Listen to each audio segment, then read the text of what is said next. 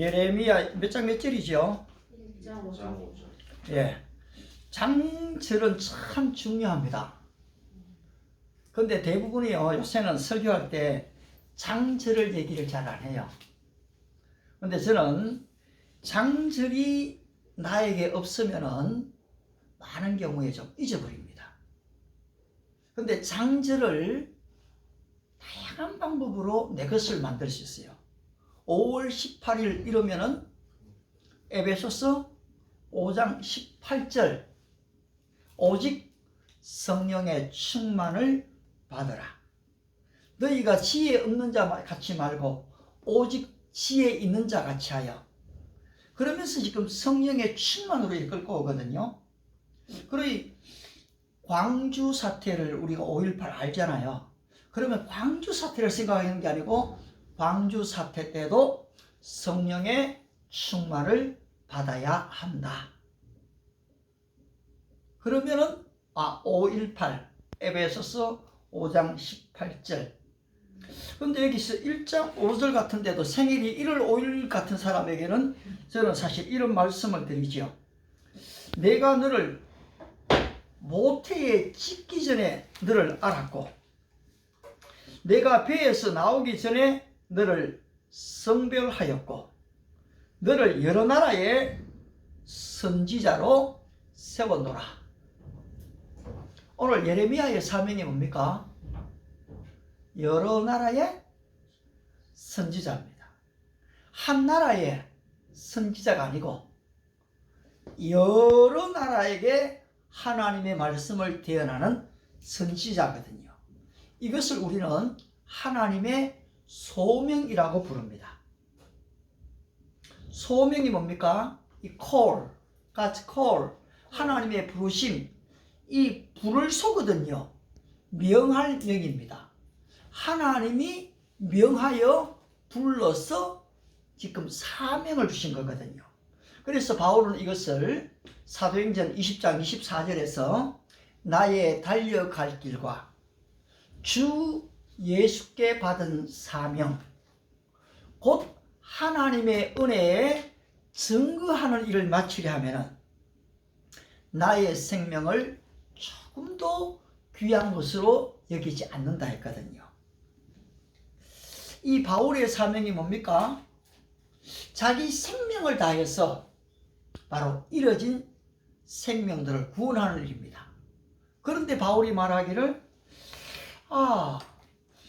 지금 베드로에게 역사하사 그를 할례자의 사도로 삼으시니가 또한 내게 역사하사 나를 이방인의 사도로 세우셨다 고백했거든요. 뭡니까?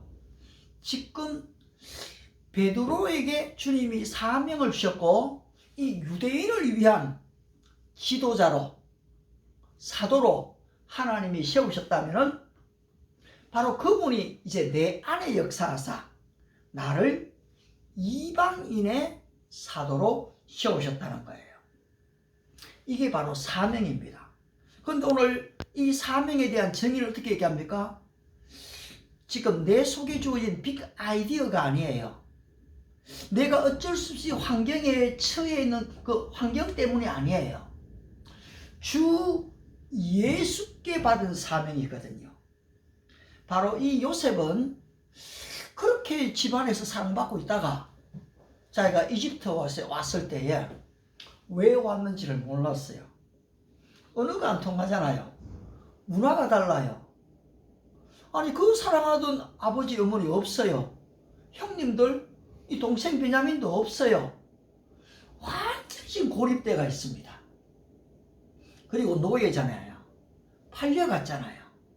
착고에 차였잖아요. 그래서 시인은 어떻게 얘기했습니까? 시편 107편에 한 사람을 앞서 보내셨으며 요셉이 종으로 팔렸도다. 그 발이 착고에 상하고 그 몸이 쇠사슬에 묶여 있으면 그 뒤 굉장히 중요해요. 여호와의 말씀이 응할 때까지라. 아니 왜 지금 비전을 요셉에게 보여줬어요. 이 지금 해와 달이 절하는 꿈을 보여줬잖아요. 이 지금 별들이 11별들이 지금 절하는 꿈을 보여줬잖아요.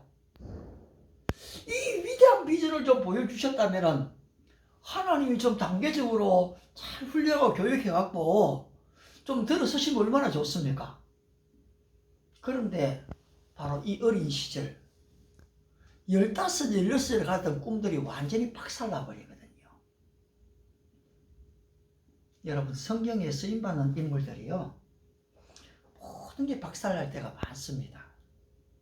바로 요셉이 박살이 났어요. 또 욥이 박살이 납니다. 그죠? 이 바울도 사울로 있을 때 박살이 났거든요. 이 완전한 해체예요. 아인슈타인이 말하기를 옛날에 가졌던 생각 그걸로는 오늘 이 문제를 해결할 수가 없다고 했어요. 새로운 생각이 필요하다는 거죠. 새로운 아이디어가 필요하다는 거예요. 그런데 우리 주님께서 우리에게 새로운 일을 시작하기 위해서는 이 과거를 깨뜨려 버립니다. 사람이 완전한 파괴를 하지 않으면요, 새로운 일을 하려고 하지 않아요. 따라서 오늘 우리의 삶 속에 주님이 주시는 해체인가? 아니면 나의 괴로움인가? 환경적 요인인가? 여러 가지 분석을 해야 되는데요. 아무튼 요셉이 그 환경에서 할 수 있는 게 아무것도 없었거든요. 그런데 한 가지 할 수 있는 게 있어요. 주님을 바라보는 일이에요. 주님께 묻는 일이에요. 그 과정 이미 다 알고 계시니까요. 궁극적으로 요셉은 형님들을 만나서 뭐라고 얘기합니까? 창세기 45장 5절에 형들이여, 나를 이곳에 팔았으므로 근심하지 마십시오. 한탄하지도 마십시오. 하나님이 생명을 구원하시려고 나를 당신들 앞서 보내셨나이다. 바로 이 요셉은 자기의 사명을 분명히 알고 있는 거예요.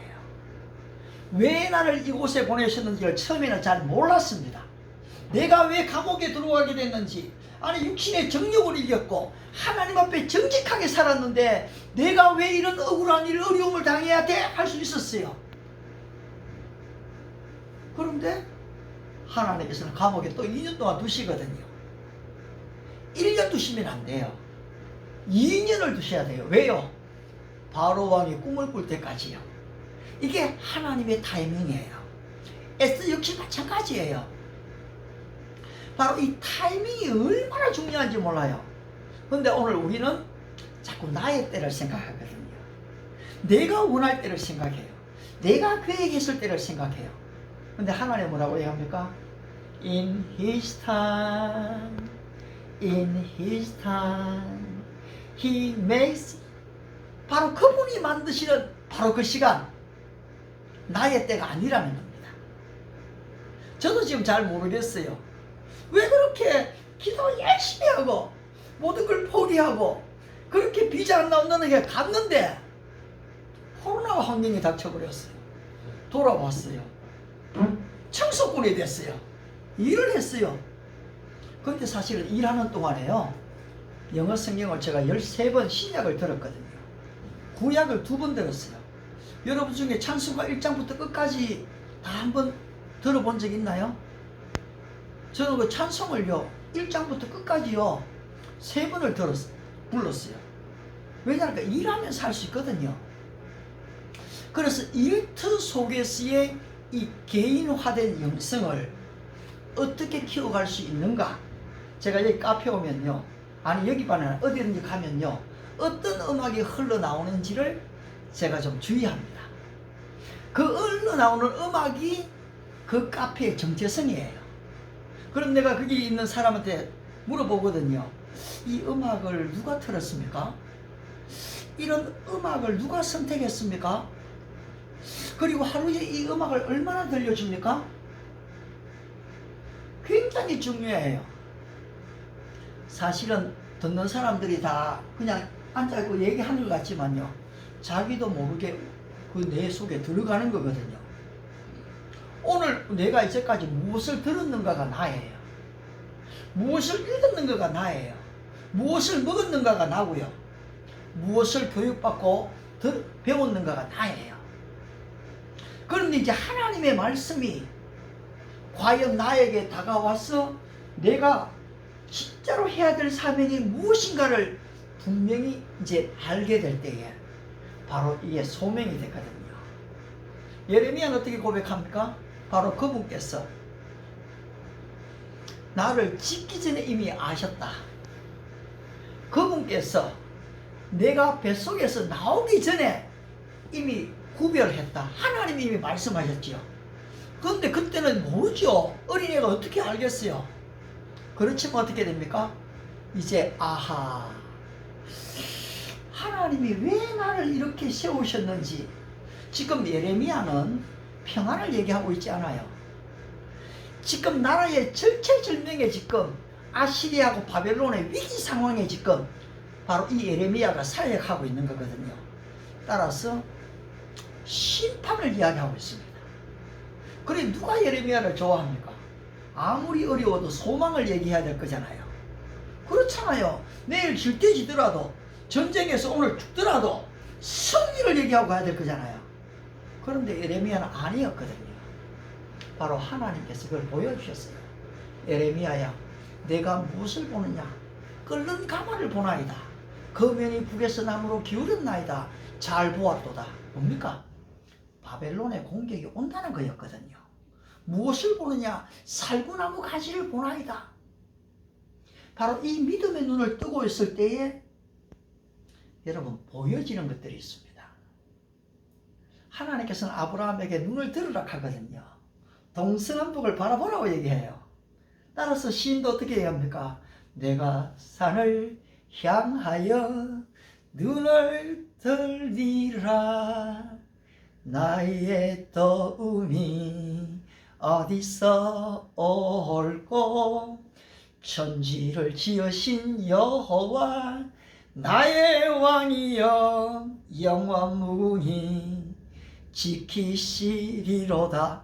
저는 시편 121편을 너무 좋아하는데요. 내가 산을 향하여 눈을 들리라. 나의 도움이 어디서 올꼬. 나의 도움이 천지를 지으신 여호와에게서로다. 어떻게 됩니까?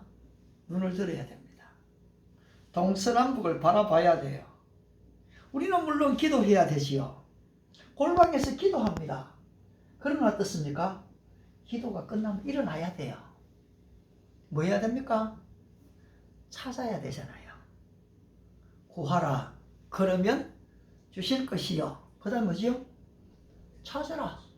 그러면 찾을 것이요. 그 다음에 뭡니까? 두드려라. 근데 사람들이 이 단계를 별로 안 쓴다 했잖아요. 그죠? 결혼에도 이것은 그대로 적용이 돼요. 새로운 교회도 그대로 적용이 되고요. 전도를 위해서는 뭡니까? 아니 기도해야지요. 제가 체크 얘기했죠. 그죠? 내가 한 1.5cm 미근인지 몰라요. 그런데 지금 어땠습니까? 이제 기도해 두는 거지요. 그럼 오면 어떻게 됐습니까? 내가 찾아가야지요. 그리고 대화를 통해서 두드리는 겁니다. 오늘 귀한 간증 감사해요. 이 조카에게 참 내가 나 그렇게 또 할 줄 몰랐어요. 성경 구절을 외워라. 그러면 내가 용돈을 주겠다. 창세기 1장 1절을요 조카의 2명이 가르친 거예요. 그리고서 용돈 어차피 주는 건데 그걸 주니까 또 얼마나 좋아요. 근데 이제 어떻게 합니까? 나중에 또 중간 점검을 하는 거예요. 그러면 그제보다는 또 한 배, 1.5배를 줘요. 그러면 오 하나님 말씀을 내가 이렇게 하니까 우리 삼촌이 야 이거 이래 주시는구나. 아 하나님의 말씀을 가지면 복을 받는 모양이다. 그 다음에 이제 또 기도를 가르치는 거예요. 그리고 또 찬송을 가르쳐요. 내가 우리 손녀한테도 홍해 어떻게 건너냐 홍해 어떻게 건너 이거 가르쳤거든요. 이게 좀 긴 노래예요. 근데 따라하는 거예요. 그 다음에는요 또 어떨 때는 영상을 보여줘요. 아주 간단한 노래 영상도 보내줄 수 있잖아요. 애들 휴대폰에 있으니까요. 그러면 그걸 다 듣고 나면 내가 이렇게 너를 도와주겠다. 암암리에 그죠? 복음이 들어가는 거예요. 바로 이 요셉이 처음에는 사명을 몰랐지만은 거기에서 이집트 언어를 배웠을 거잖아요. 일하면서 터득했어요. 정규 중고등학교 대학교 안 다녔어요. 우리는 자꾸 좋은 대학 명문 대학 얘기하는데요. 성경의 인물들 다 하나님 앞에 배웠거든요. 마태복음 23장 10절이 뭡니까? 너희는 지도자라 칭함을 받지 말라. 너희 지도자는 오직 한 분이니 그리스도 예수시다. 누가 지도라고요? 주님이 우리의 지도자신 거예요. 주님께 배우려고 해야 되는데요. 주님께 안 배우고 자꾸 세상 것에만 배우려고 하거든요. 그러니까 진정한 영적 지도자가 될 수가 없는 거예요. 성령이 서성되셔서 진리를 가르치시니 그 말씀 한 절 한 절이 내 마음에 교훈되도다. 바로 모든 성경은 성령의 감동으로 된 것으로 교훈과 책망과 바르게 함과 의로 교육하기에 유익하지 않습니까? 그러면 성령님이 이것을 해석해 줘 버리면요, 다른 게 필요가 없어요. 하버드 총장 한 분이 그 얘기 했거든요. 이 하버드 도서관이 9개가 있다 하더라고요. 수십만 권의 책이 거기에 다 있어요. 그런데 여러분, 여기 있는 그 어떤 책도 다 합쳐도 이 성경 한 권만큼 못합니다 했거든요. 제가 요새 느끼는 건 많은 책이 아닌 것 같아요. 물론 어린 시절에서는 젊은 시절에 많은 책을 읽을 필요가 있어요. 그런데요, 나중에는 쓸데없는 책이 아니고요, 잡다한 책이 아니고요, 진짜 이 키워드를 갖고 있는, 핵심을 갖고 있는 좋은 책을 추천받을 필요가 있겠더라고요. 그걸 읽어버리면요, 눈이 열려져 버려요.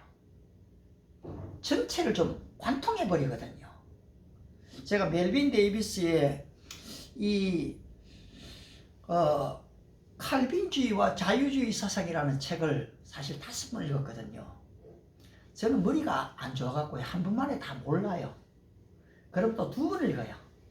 그럼 또 3번을 읽습니다. 한 5번을 읽으면요, 이게 좀 들어와요. 그런데 단순히 종교적 이야기하고 있느냐? 아니에요. 여러분, 미국의 자유와요, 유럽의 자유는 달라요. 저는 미국의 자유가 유럽에서 왔다고 생각했거든요. 그런데 가만히 보니까요, 유럽의 자유가 휴머니즘이라면은 바로 이 미국의 자유는요, 이 퓨리탄에서 나온 거예요. 이 퓨리탄은 어디에서 나왔습니까? 칼빈주의에서 나왔거든요. 칼빈주의의 이 사상이 어디서 나옵니까? 갈라디아 5장 1절에서 나오거든요. 바로 너희로 자유케 하려고 자유를 주셨으니 너희는 다시 종의 멍에를 매지 말라. 그게 뭡니까? 주님이 주신 자유였거든요. 그래서 프랑스의 이 자유는 뭐였습니까? 금지하는 모든 것을 금지하라. 이 프랑스의 68혁명이요, 결국 휴머니즘이 하나님이 없는 인본주의로 가버렸거든요. 그럼 이것은 나중에 어디로 옵니까? 포스트 모더니즘으로 오는 거예요. 하고 싶은 대로 해라. 느낌이 오는 대로 해라. 가고 싶은 대로 가라. 내 육체의 젊음을 다 즐겨라는 거예요. 근데 여러분, 이 전도서에 이미 그게 이 휴머니즘이요, 극도의 이 포스트 모더니즘이 다 있어요. 솔로몬이 뭐였습니까? 내가 내 눈을 금하지 않았다고 했어요. 내가 마음에 원하는 모든 것을 했거든요. 엄청난 첩들을 다 두었거든요. 부귀영화를 다 누렸어요. 여러분, 그게 뭡니까? 포스트 모더니즘이었어요. 이미 다 경험을 했어요. 그리고서 뭡니까? 웃음을 논하여 일하기를, 웃음을 이야기하고 있거든요. 미친 짓이라간 웃음에 대해 갖고요. 코미디언을 지금 비하시키려고 하는 게 아니에요. 나름대로 막 아이디어를 지금 끄집어내가 막 웃기잖아요. 그게 미친 짓이라는 거예요. 바람을 잡으려고 하는 거라 했거든요. 뭡니까? 바로 이 소명을 알기 위해서 이 성경을 펼쳤을 때에 이 성경은 내가 왜 존재하는지를 알려줘요. 내가 어디에서 왔는지를 알려줘요. 내가 왜 이 시대에 여기에 사는지를 알려줘요. 저는 고등학교 때요, 고민이 많았어요. 내 꿈대로 제대로 이루어지를 않았거든요. 운동길도 안 열려졌고요. 다른 사람 공부할 때 나는 열심히 공만 찾고요. 그래 방향을 잃어버렸어요. 그런데 성경을 한번 읽어놨던 그것이요, 나를 지배했어요. 왜냐하니까 이 성경은 끊임없이 너의 존재는 중요하다고 가르쳐 주거든요. 하나님의 계획이 있다는 거죠. 근데 지금은 잘 모르니까요. 나름대로 이걸 찾으려고 애를 많이 썼어요. 근데 국민교육 현장에서 찾았어요. 우리는 민족 중흥의 역사적 사명을 띠고 이 땅에 태어났다. 나는 그때 고민해요. 내가 왜 북한이 아닌 이 남한에 태어났는가? 왜 나는 아프리카나 미국이 아닌 바로 여기에 태어났는가? 나는 왜 일제시대나 6.25 때가 아닌 지금 이때 태어났는가? 나는 왜 여자가 아닌 남자로 태어났는가? 나는 왜 부잣집이 아닌 좀 이 가난한 집에 태어났는가? 그런데 아무도 대답해 주는 사람이 없었거든요. 여러분, 이걸 누가 대답을 해줘요? 근데 성경을 읽으니까 어떻겠습니까? 이거 사도행전 17장을 딱 읽어보면요, 하나님께서 뭡니까? 그 주의 한계를 정하셨어요. 하나님이 시간을 정하셨어요. 하나님이 지금 이 모든 민족을 다 흩으셨다 했거든요. 여기에 하나님의 계획과 섭리가 있다는 거죠. 아이고, 내가 나이가요 좀 됐어요. 그런데 앞으로 모르겠어요. 아니, 모를 수 있어요, 우리는요. 그러나 어떻습니까? 말씀 안으로 들어가면요, 하나님이 그걸 우리에게 보여줘요. 바로 너의 존재는 온 천하와 바꿀 수 없다. 너는 너무나 소중한 존재다. 내 아들 예수를 십자가에 못 박아서 너를 살 만큼 너의 존재는 소중한 존재다. 내가 너를 위해 놀라운 계획을 갖고 있다. 두려워 말라. 놀라지 말라. 나는 너의 하나님이다. 내가 너를 굳세게 하리라. 내가 너를 도와주겠다. 참으로 나의 의로운 오른손으로 너를 붙들어 주겠다. 여러분, 어떻습니까? 지금 하나님이 이제 이것을 보여주기 시작하면은 우리 안에 이 놀라운 내적인 혁명이 일어납니다. 근데 많은 경우에 이걸 깨닫지를 못하니까 자꾸 방황하죠. 기분에 따라, 느낌에 따라, 환경에 따라 우리 자신이 끌려가 버립니다. 다른 사람의 감정 때문에 내가 아파하고, 다른 사람이 좀 해주는 것 때문에 내가 기뻐하고, 전부 다 일시적인 자리에 머물러 버린다는 거죠. 그러나 이제는 내 안에 내적인 하나님의 말씀을 통한 사명이 분명하면 이 고난이 즐거운 거예요. 외로운 일이 즐거운 거예요. 너무너무 어렵고 힘든데 다른 사람들은 아이고 저렇게 힘든 일을 하는구나 싶은데 아니에요. 저는 제가 만약 청소 일을 하지 않았으면요 3시 반에 안 일어났을 거예요. 그때 청소 일을 하러 간다고요 3시 40분에 일어났어요. 이야, 옛날 새벽기도 3부를 할 때도 내가 4시 반에 일어나 교회 갔는데 이게 청소회가 돈 좀 벌라고 3시 40분에 일어난다? 이거 억울한 거예요. 그래, 내가 이 그만두는 때 두더라도 나는 이제는 3시 반에 일어날 거야. 내가 섬기는 하나님은 청소에 일하는 그 물질의 신보다 더 위대하고 크신 분이잖아요. 그래서 저는 그때 결심을 했어요. 하나님, 제가 일을 그만두면요 3시 30분에 일어날 겁니다. 근데 어떨 때는 2시 반에부터 깨져요. 지금 3시에 또 깨지고요. 그런데 지금 3시 반에는 무조건 일어납니다. 예. 그리고 거기서 또 제가 좀 기립성 저혈압이 좀 있거든요. 벌떡 일어나면 내가 조금 어지러울 때가 있어요. 요새 많이 없던데요. 그런데 거기서 체조를 딱 해요. 다리 운동도 탁 하고요. 허리 운동 한 10분 15분을 해요. 그러면 기분이 얼마나 좋은지 몰라요. 그리고 탁 나왔어요. 기도한다고 또 그냥 와 있으면요 금방 또 졸아버려요. 몸을 풀어야 돼요. 따뜻한 물 한 잔 탁 마시고요. 그 다음에는 탁 사도신경 고백하고 혼자 예배를 드리는 거예요. 그럼 어떻게 됩니까? 주님의 이 부르심, 소명이 자꾸 깨달아지는 거예요. 오늘 재은자매를 만나는데 무슨 말을 할지 모르잖아요. 그런데 어떻습니까? 만나면은 성령님께서 할 말을 우리에게 주시잖아요. 그렇잖아요. 우리가 만날 때 걱정하지 말라고 하잖아요. 잘 몰라요. 그렇지만 어떻습니까? 성령님께서 우리 안에 말씀을 주시거든요. 저는 솔직히 이 내용을요, 제가 한 2주 전에 지난번에 뭐 했습니까? 교회란 무엇인가 했잖아요. 그 다음에 오늘 핵심이 소명이는 무엇인가고요. 그 다음에 어떤 성도가 되어져야 할 것인가. 그 내용이 다음 주고요.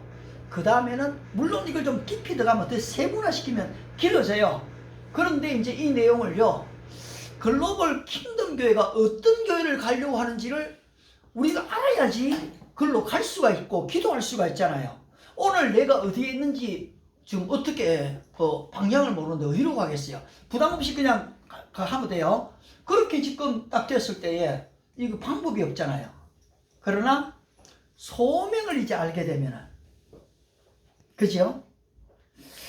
어떻게 그러면 소명을 알 수 있습니까? 첫 번째는 기도하는 일이죠.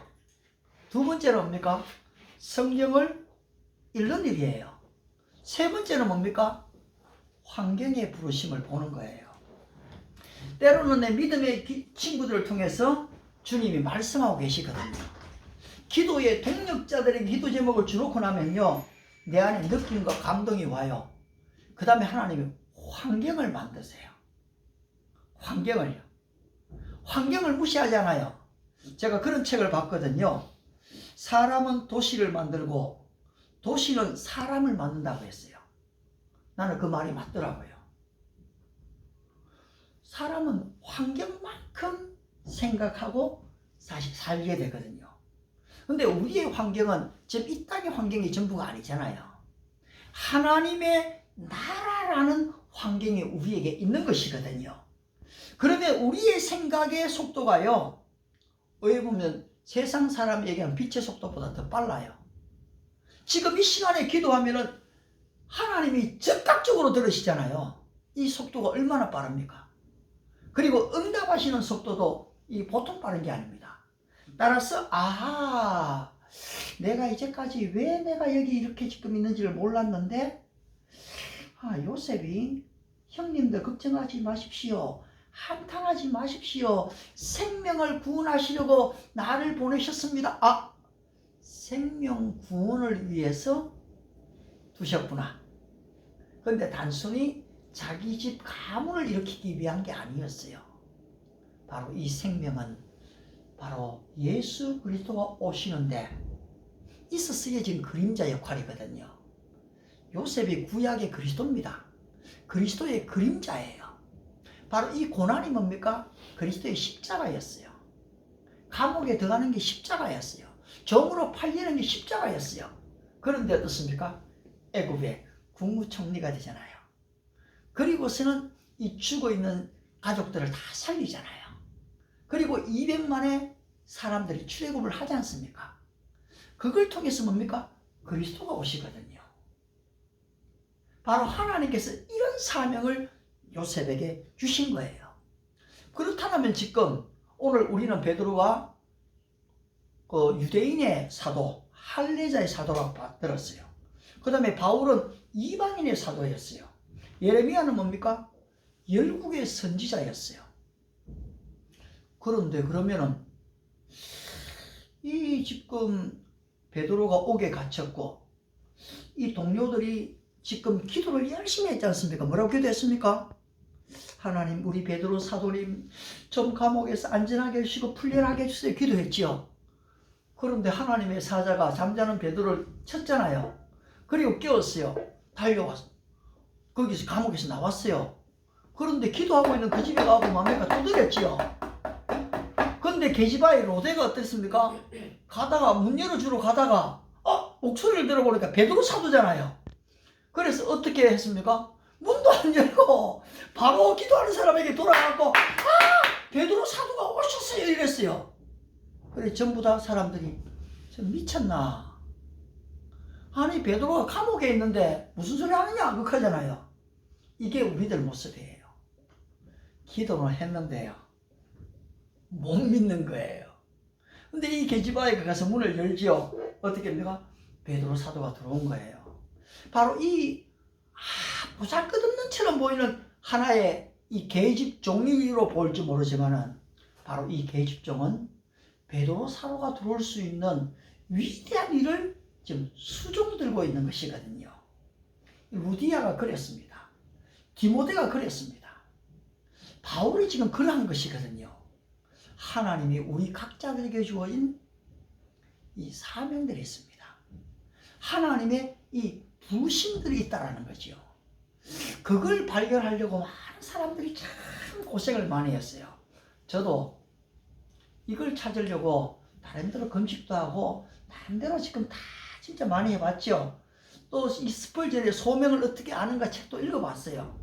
하나님의 음성을 어떻게 듣는가도 이래 봤고요. 근데 여러분, 하나님의 이 부르심을 발견하는 게 그렇게 어려운 것만은 아니에요. 사실은요, 내 마음을 비우고 겸손히 주님께 나가면요, 주님께서 왜 나를 보냈는지를 가르쳐 주세요. 왜 이 교회를 세우게 하셨는지를 저는 이제 조금씩 더 알게 되거든요. 그리고 믿음으로 그 걸음을 순종하며 나가는 거지요. 모르겠어요. 언제쯤 되면은 바로 여기에 또 새벽 기도가 일어날지요. 그리고 또 금요 기도를 할 수 있을지요. 그럴 때가 나는 또 오리라고 보거든요. 단지 시간이 좀 필요할 뿐이에요. 또 근데 그것을 하는 것만이 또 전부는 아니에요. 그 안에 진정한 이 내용을 가지고서 이 주님이 주님 되시게 할 수 있다면 주님은 그 영광을 받으실 거예요. 오늘 다시 한번 이 카페를 시작하신 분을 만나게 되고 또 어떻게 기도했는지를 알게 되고 이분들이 기도 훈련을 받다가 이 말씀 훈련을 또 가진 걸 알게 되고 그리고 여기에서 이제 소명을 구체적으로 알기를 시작한다면 어떻습니까? 이제 우리는 소명의 사람이 되는 거죠. 바로 이 소명을 발견하고 그 다음에 어떻습니까? 내게 주신 은사를 깨닫기를 시작하는 거죠. 그런데 이 은사들은요, 때때로는 자기는 잘 몰라요. 그런데 어떻습니까? 옆에 사람이 보면 그게 보여요. 우리 영혼 형제 은사가 지금 보이거든요.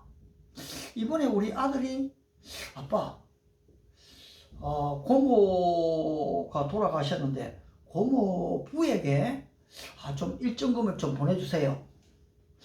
대구에 있는 이 고모님 두 분한테도 좀 금액을 보내주세요. 나도 좀 안 하는 일이에요. 그런데 그 녀석이 이놈이 이것이 장가 가려면 돈도 좀 모아야 되고 뭐 이래야 될 텐데 뭘 지금 이러냐 싶잖아요. 그런데 저는 알아요.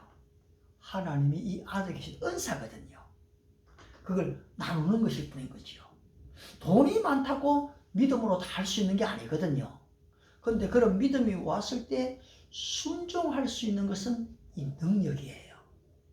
바로 이렇게 순종이 제사보다 낫고 듣는 것이 수양의 기름보다 나은 것처럼 순종할 때에 어떻게 됩니까?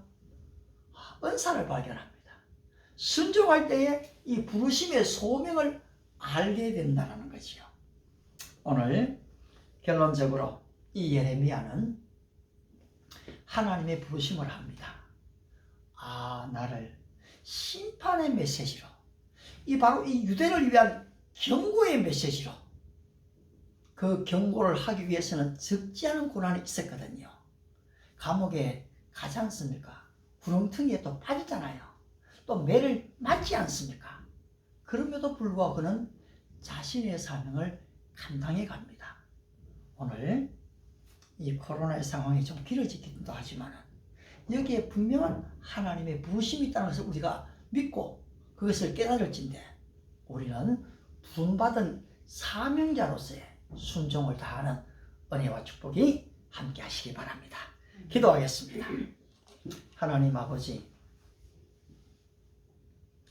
오늘 예레미야는 하나님께서 나를 복중에 짓기 전에 아셨다고 했습니다. 하나님은 아시는 하나님이십니다. 또 내가 모태에 나오기 전에 성별했다고 했습니다. 오늘 우리는 세상과 구별되어 있는 사람이 아닙니까? 또 예레미야는 하나님이 나를 열방의 선지자로 세웠다고 했습니다. 분명한 소명을 알고 있었습니다. 하나님 우리에게도 왜 나를 이곳에 두셨는지, 왜 이런 환경에 처하게 하셨는지, 왜 이런 글로벌 킹덤 교회를 또 세우게 하셨는지 하나님의 이 뜻을, 계획을 구체적으로 알게 되기를 원합니다. 하나님 우리의 눈을 열어주시고 하늘의 문을 여시며 하나님의 뜻을 깨닫게 도와주십시오. 조금씩 보여주시는 그 보여주심에 순종하고 한 걸음 한 걸음 나아갈 때 하나님의 나라가 완성되는, 주의 몸된 교회가 든든히 써가는, 제자의 수가 날마다 더하여져가는 은혜와 복을 주시기 바랍니다. 앞으로 여기 12명의 우리의 젊은이들을 보내주실 것을 믿습니다. 유학생도, 한국의 젊은이도, 그 어떤 나라의 사람들도 주님이 역사하실 것을 믿습니다. 잘 제자화하고 잘 또 훈련해서 바로 재생산이 있는, 그래서 5대양 6대주로 나아가는 선교적 교회가 되게 우리를 축복하옵소서. 직장생활 속에 대표이사를 위해서 기도합니다. 하나님 그 심령도 뒤흔들어 주시기를 바랍니다. 하나님이 주시는 지혜로 나아갈 때에 그 영혼의 주께로 돌아오는 구원의 은혜를 허락하여 주시옵소서. 가정의 복음화도 허락하여 주시옵소서. 바로 그 일을 위해서 우리 가정에 나를 두신 것을 믿사오니 하나님 조카들의 심령도, 누님들, 매형들, 그 모든 내 주변에 관계된 사람들의 마음들을 다 움직이시고 우리를 통해서 생명구원의 역사가 일어나게 하옵소서. 주님께 온전한 영광을 드릴 수 있게 축복하옵소서. 예수님의 이름으로 기도드리옵나이다. 아멘. 네, 우리 함께 부름받아 났으니